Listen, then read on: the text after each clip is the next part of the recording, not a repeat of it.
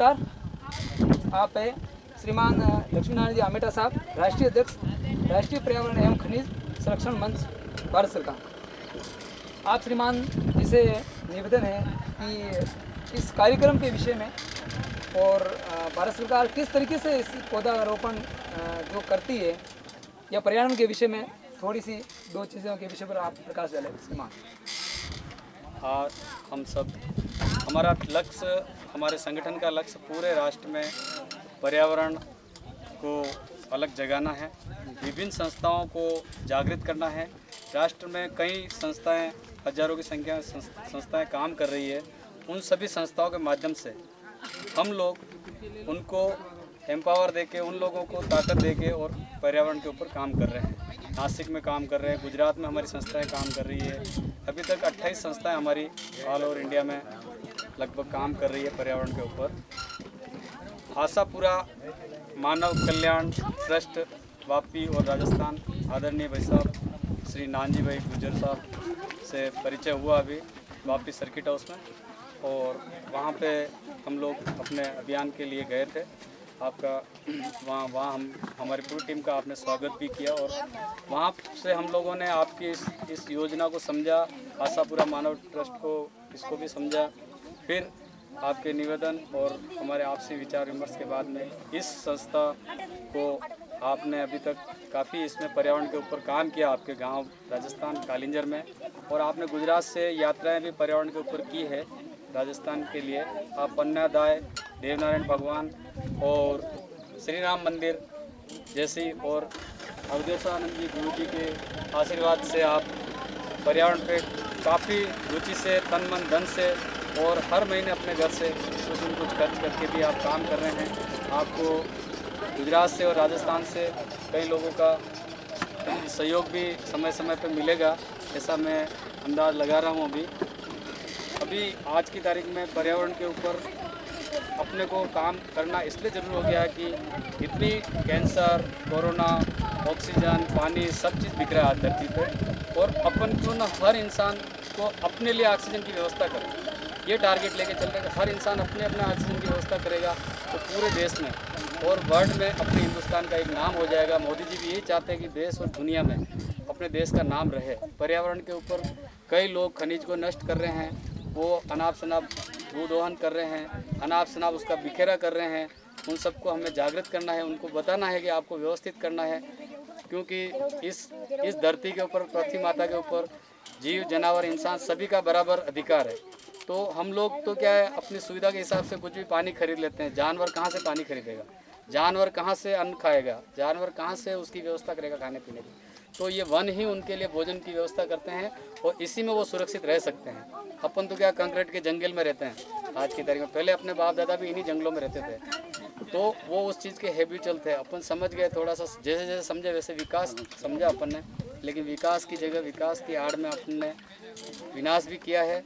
हम लोगों को जागृत करना है, जितने भी अंधाधुंध दोहन हो रहे हैं उनको समझाना है, उनको बताना है कि आपको व्यवस्थित करना है, क्योंकि इनके पत्रों के आड़ में जानवर रहते हैं, हिंसक जानवर रहते हैं।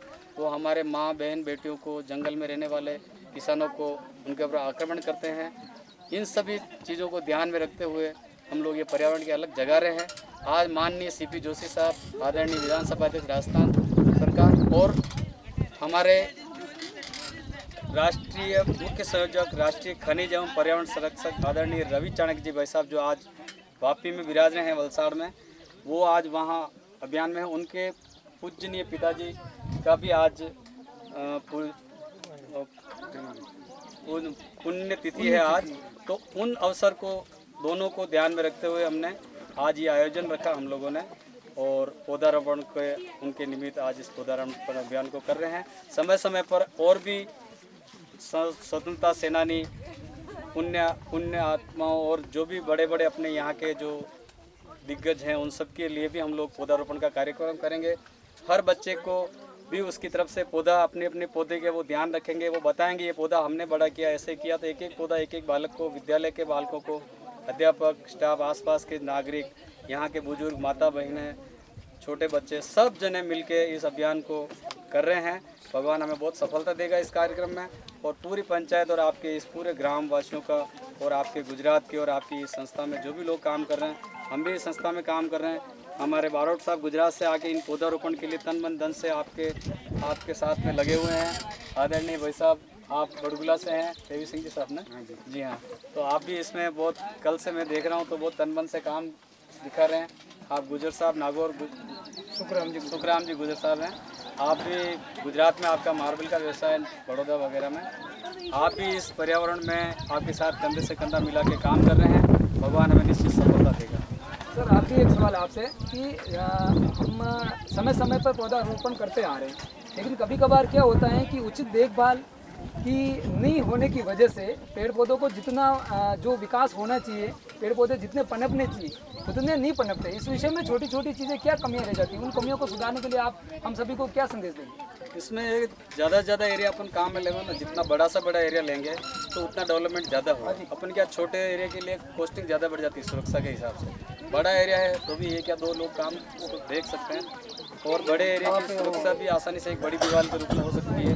और थोड़ा बहुत गांव के नागरिक उसको, वृक्ष को अपना पुत्र के समान मानेंगे किसी पौधे को, तो छोटी सी नज़र में अपने लाखों के काम हो जाते हैं। आज गांव-गांव में पेड़ों की अंधाधुंध कटाई हो रही है। अपन सब देख रहे हैं, अपनी जानकारी में देख रहे हैं कि अपने क्या है, अपन क्यों काटते हैं। काटने के पहले उस काश्तकार को अपन बोल सकते हैं हमारे भाई को कि भाई तू पहले 5 पौधे लगा, फिर तू इसको बेचने का अधिकार रख। जब वो गवर्नमेंट में शपथ पत्र लेता है तहसीलदार के पास में जाके कि मेरे को स्वीकृति दी जाए एक पौधा काटने की, एक पौधा काटने के लिए उसको 5 या 10 पौधे लगाने का वहाँ वो लिख के देता है एप्लीकेशन में, तब जाकर उसको एक पौधा काटने की अनुमति मिलती है। ऐसे अनुमति मिलती नहीं है। लोग गांव में डराते हैं कि हमको तो साहब ने अनुमति दे दी। साहब अनुमति दी नहीं है। अनुमति दी, उसके पीछे आगे पीछे एक कंडीशन भी लगाई है कि आपको पहले पौधे लगाने हैं, फिर आप इसमें से कुछ भी काटने का कर सकते हो, थोड़ा बहुत भी अधिकार है। तो ये सब चीज़ें भी अपने को लोगों को जागृत करना है, काश्तकारों को बताना है, अपने भाइयों को बताना है। अपन सब इस काम में अपने हाथों से पौधारोपण करेंगे, अपन उनको बड़ा करेंगे, हम सब इसकी पूरी जिम्मेदारी लेंगे, तभी जाके ये सारे अभियान सफल हो सकें। नमस्कार, धन्यवाद श्रीमान। बहुत बहुत ये थे श्रीमान जी, आपने बहुत ही अच्छी पर्यावरण के विषय में और आज के कार्यक्रम के विषय में बहुत ही उपयोगी जानकारी उपलब्ध कराई है, और ये जानकारी हम आशा करते हैं कि हम सभी के लिए काम आए। धन्यवाद।